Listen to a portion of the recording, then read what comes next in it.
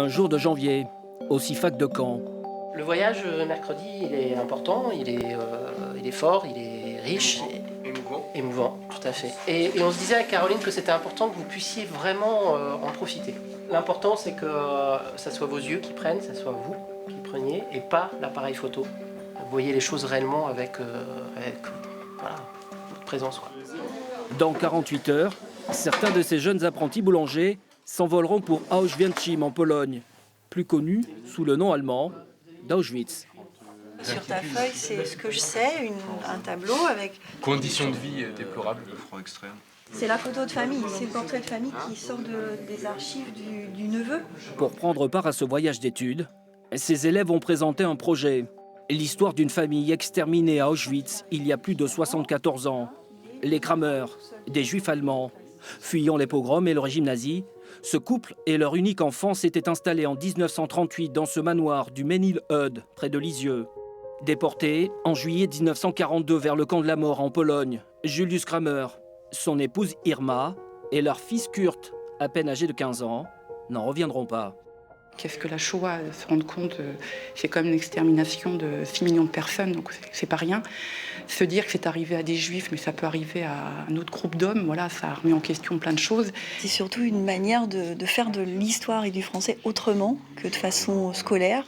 On est en apprentissage, donc une semaine par mois, je vois les jeunes, à raison de 4 heures par semaine. Ils ont montré une grande curiosité. Voilà. Pour ce qui s'est passé, et puis pour cette histoire, et voir aussi que c'est la petite histoire dans la grande histoire de France. Je pense qu'on peut encore décrire ce qu'on va ressentir, parce que c'est vraiment ça. J'espère qu'en tout cas, dans ce type de voyage, ça va être pour eux l'occasion de réfléchir à, en tant que citoyen, voilà, sa place qu'on a dans la société, et puis son rapport aux autres, voilà. Après plus de 2 heures d'avion et environ 1 heure de bus, la Silésie se découvre sous la neige. Sur les traces de la famille Kramer, à Auschwitz, un camp de l'horreur, désormais transformé en un lieu de mémoire.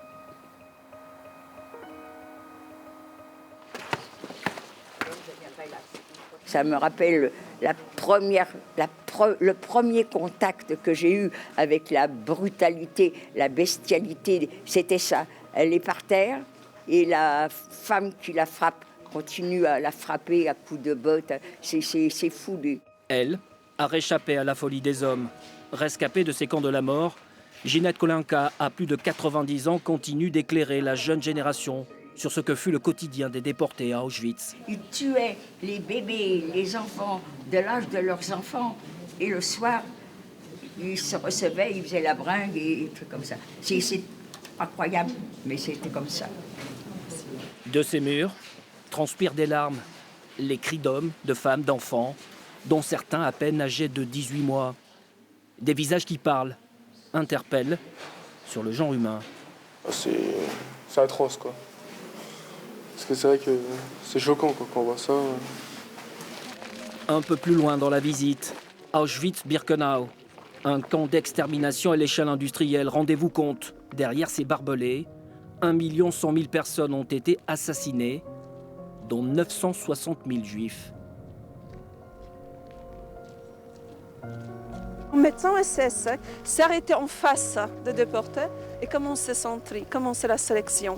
C'était l'une de 2 sentences, c'était apte, inapte au travail. Jamais prononcé, mais montré juste avec un doigt.